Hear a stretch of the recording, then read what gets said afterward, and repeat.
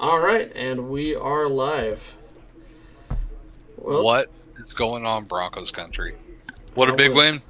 it was definitely a big win, and I mean we said going in like we needed this game to be a decisive victory. Like it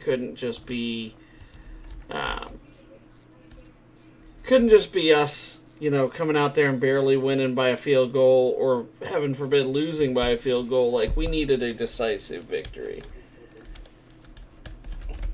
And while we do like saying, 28-3 is a crushing, we like, right? We see it, but we talked about during the game, it there just doesn't. It sounds weird for me to say this. There didn't seem to be any dominance, even though you knew who was going to win the game from the very first snap. Right. Um, Denver's got a lot of things to work on. I love that they continue to run the ball today. They stayed committed to that ground game. You love to see it. J.K. Dobbins looked great today. R.J. Harvey, I think, had a breakout game today. Um, both of those running backs, they're not getting caught for negative yards. They're getting at least one. So Absolutely. you love to see that. Uh, we talked about this in the stream too. The Broncos didn't really rush a lot. They didn't blitz a lot. They didn't have to. They pretty much counted on the fact that Jake Browning was going to beat them with his arm. So yeah. So I mean, how do you feel? So offensive side, how do you feel the defense did? I mean, even with Jake Browning, right? Obviously backup quarterback, but it just still didn't feel like a super dominant game, right? Did it? Is it just me? No, I mean, I think we did really good defensively. I mean, you got to look at like I was sitting on Twitter, kind of watching people rant and rave on Twitter. Um, a lot of people were just crapping on Riley Moss, but I mean, you look at most of the game, they didn't do anything. Like they had hardly any yards as total. I think it was like 174, wasn't it? Something like that. I mean, it was not a high number at all. I mean, Right.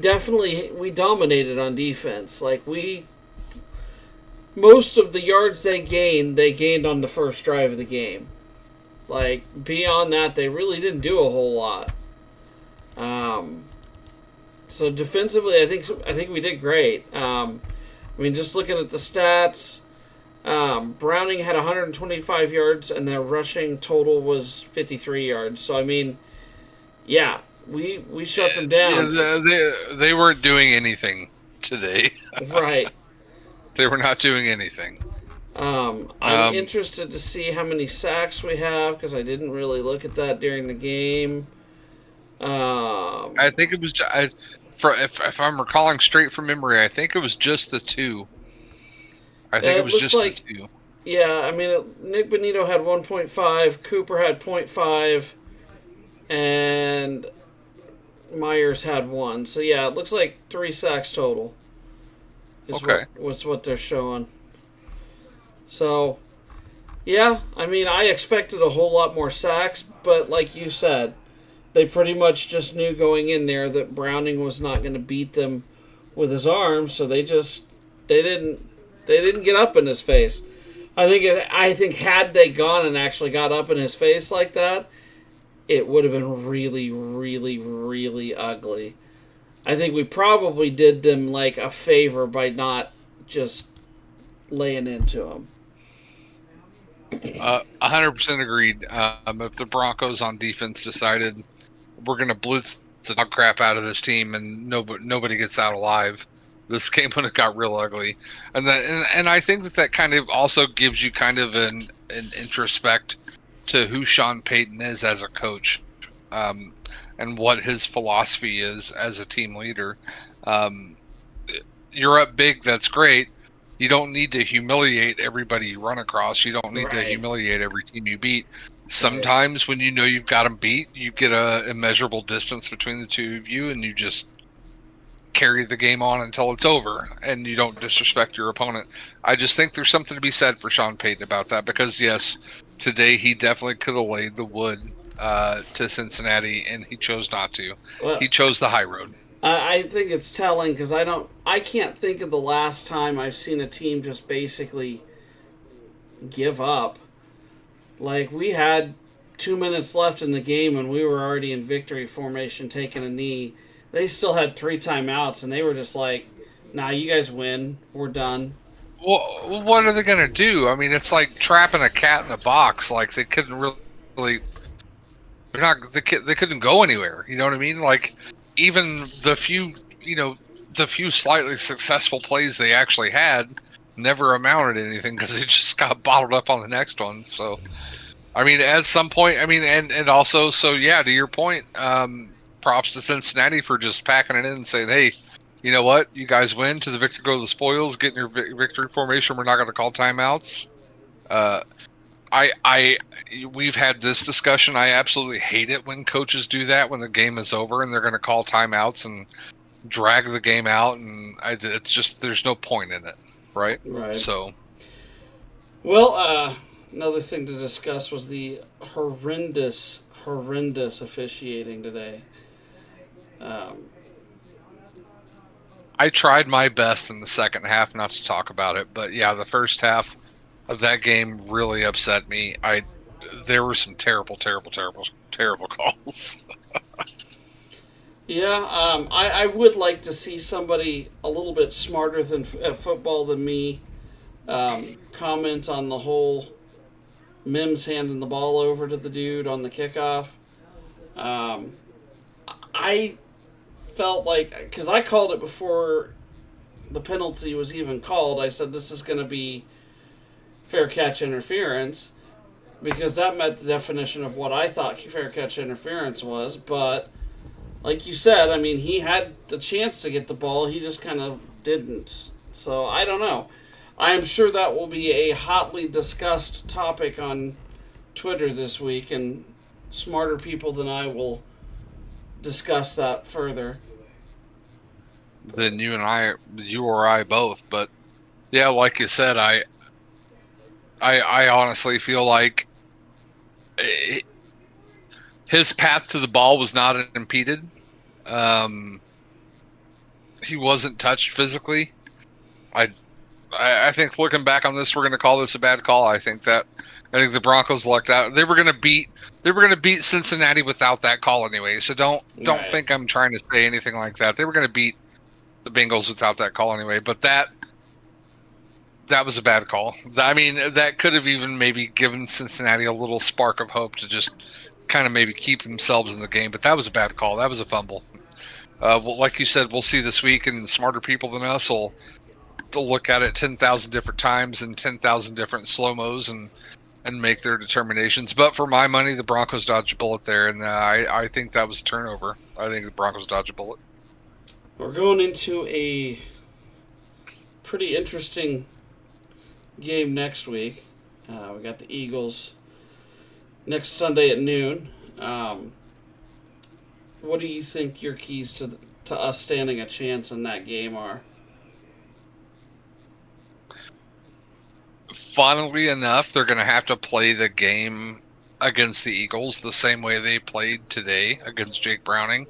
They're going to have to shut down all of the rushing opportunities and take that away from Philadelphia, and then make Jalen Hurts beat you with his arm. And so you say that and you think that's what's going to happen, but what's going to happen is then Jalen Hurts is going to start beating you with his legs. So I'm not optimistic about the game. What were we going to say? I'm sorry. I was just going to say the thing that I will say about Hurts is he will beat you with his arm because he's actually got a pretty dang good arm. He's a very underrated quarterback. There's a lot of fans that want to trash on him the same way they trash on Lamar. And granted, Lamar sometimes kind of gives up on games, and that kind of looked like that was what happened this week. But Hurts is a real legitimate quarterback, in my opinion, and it's going to be hard seeing how our defense shuts him down because he will run all over you. Right, so that's what I was getting at. So I'm not saying it's going to be the most effective, but I'm saying the the most efficient way to play a quarterback like Hurts is to play him like they played Jake Browning today. And what I was about to add on to that is that you're going to do that, and then Jalen Hurts is going to have like 118 yards rushing and a couple of touchdowns for the game. Yeah. So the Broncos are really in a rock and a hard spot right now. They don't have the middle linebackers, I believe, to hold up to the test that they're about to face. I don't. One of the reasons why I wanted to see the Broncos go on an offensive kind of scoring fest today was because I needed to see that they could do it, because that may be what they need against Philadelphia. They may need to keep scoring. But, however, the running game was encouraging, and if you can keep the ball out of Philly's hands, you may not have to worry about scoring so much. So it's kind of if, kind of that.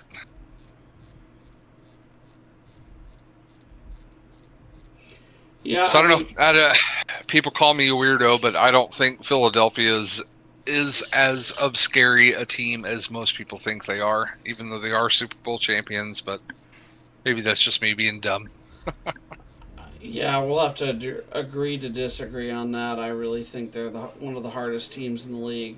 But I'll tell you, this is, if there was ever a week that we really needed Dre Greenlaw, it would be this week.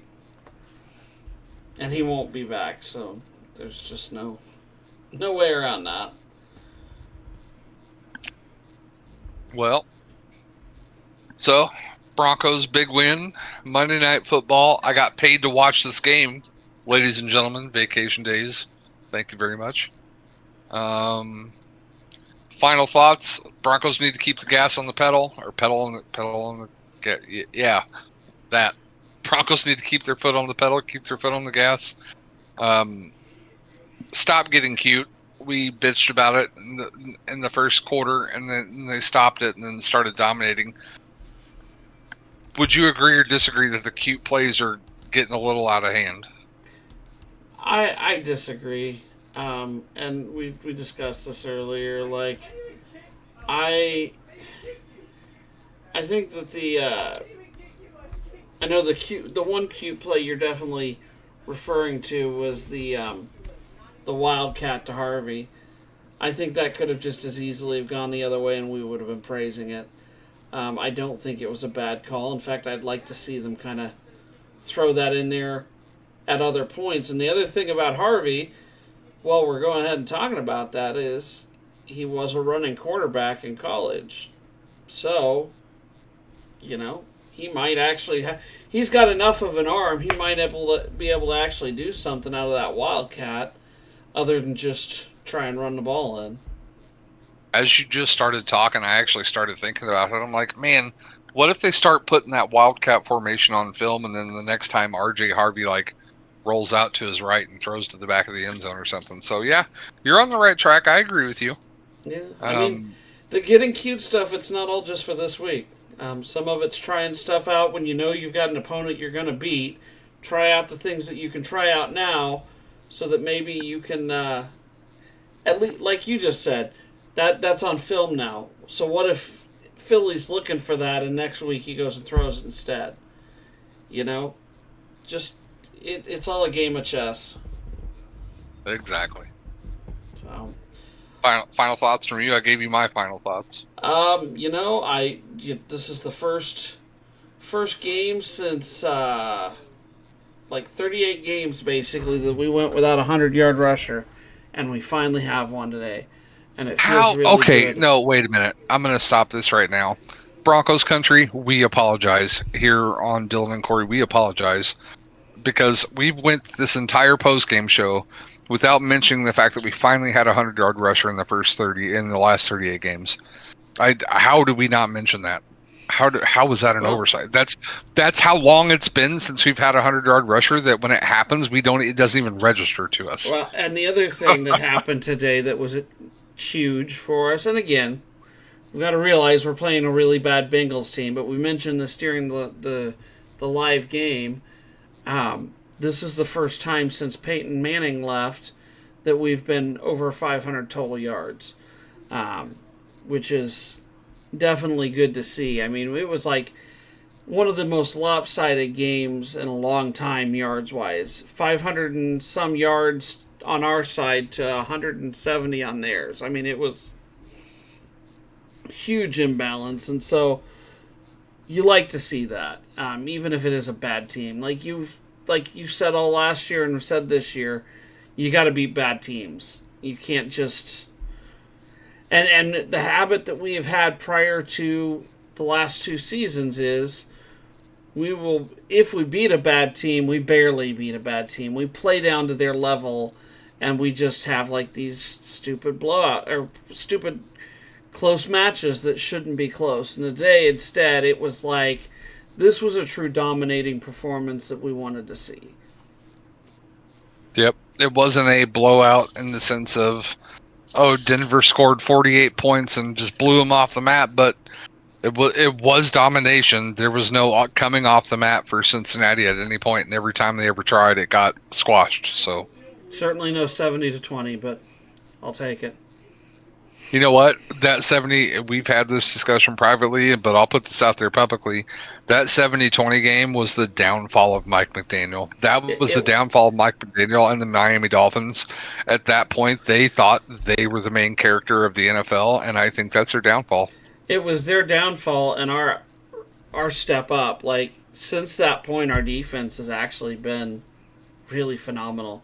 It took Vance Joseph getting absolutely humiliated to finally decide to change things up and actually play some good defense. So, I, for one, thank Miami. You did us a favor. You awoken a beast. And Mike McDaniel learned absolutely nothing when it happened. Yep. All right. Well, good night, Broncos country. Big win. Dylan, thanks for talking crazy football with me. Pardon all my cussing when I get all anxious and everything else like that. You know, it's I will say we may not be. One of us will probably be live next week for the game, but we will be right back here for post game afterwards.